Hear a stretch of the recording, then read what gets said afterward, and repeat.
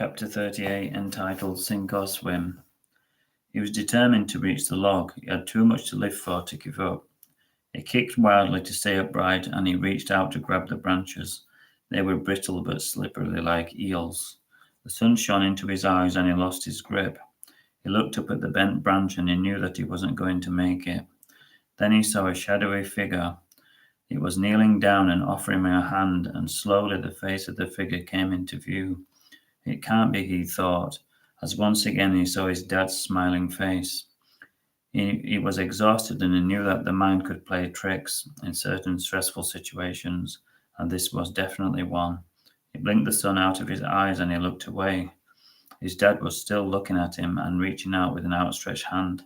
No matter how improbable it seemed, Tim knew that it was his only chance he had. He reached out to grab his hand in desperation. Slowly, ever so slowly, he was pulled out of the swirling waters. He looked up at his dad's kind face, and he could hardly believe it was true. His grip was just as strong, and Tim was swiftly pulled back onto the trusty log. Tim looked back, and he saw the raincoat moving downstream. Could it have been just his imagination, he thought? He lay completely exhausted on the log, and he closed his eyes. He was gasping for breath like a fish on the sand. When he opened his eyes again, his dad was nowhere to be seen. Maybe it was just a mirage, he thought, in between gulps of air. When he looked down, he saw a familiar shiny black button.